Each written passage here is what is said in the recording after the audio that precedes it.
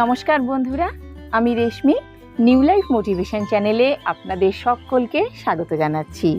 চলুন তাহলে দেরি না করে ভিডিওটি শুরু করি। আসছে উল্টো রথের পুণ্যতিথি। হ্যাঁ, আগামী 16ই জুলাই মঙ্গলবার উল্টো রথ।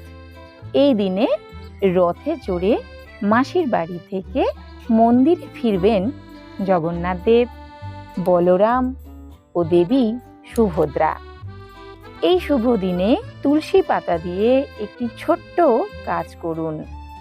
কোনোদিন টের পাবেন না অর্থের অভাব, সৌভাগ্য হবে আপনার চিরসঙ্গী।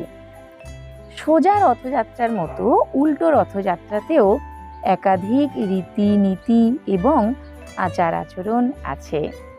এইগুলি নিষ্ঠা ভরে পালন করলে জীবন থেকে সব অশুভ দৃষ্টি দূর হয়ে যায়। আর্থিক সুখ এবং সৌভাগ্য হয়ে ওঠে আপনার নিত্য সঙ্গী।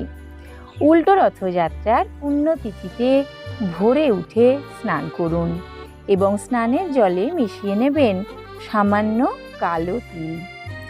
এর ফলে আপনার সংসার ও জীবন থেকে সমস্ত নেগেটিভ এনার্জি দূর হয়ে যাবে এবং পজিটিভ এনার্জি আপনার সংসারে এবং আপনার জীবনে বিরাজ করবে।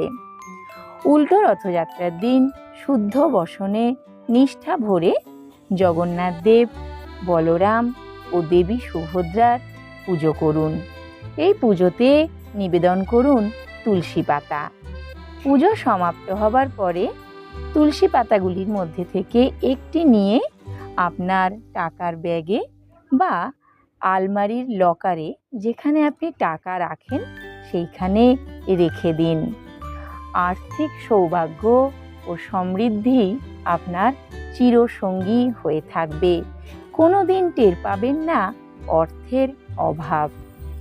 জগন্নাথ দেব, বলরাম ও দেবী সুভদ্রার পায়ে নিবেদিত এই তুলসী পাতার মধ্যে থেকে আরও একটি নিয়ে রাতে ঘুমানোর আগে আপনার বালিশের নিচে রেখে দেবেন। এতে সাংসারিক সমস্ত বাধা বিঘ্ন দূর হয়ে যাবে। সৌভাগ্য হয়ে উঠবে আপনার চিরসঙ্গী। এই পুণ্যতিথিতে করবেন আরও একটি কাজ। রুটি ও আখের গুড় খেতে দেবেন গোমাতাকে।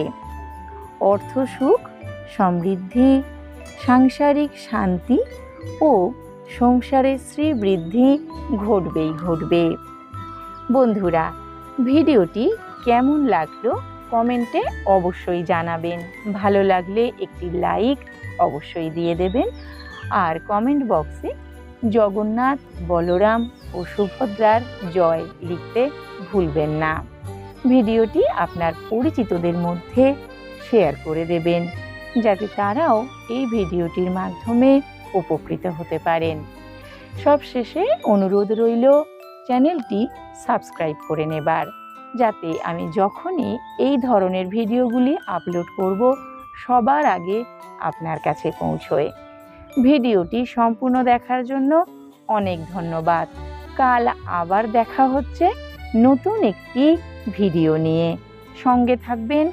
জগন্নাথ, বলরাম ও সুভদ্রার আশীর্বাদে আপনার জীবন সুখে ও শান্তিতে ভরে থাকুক।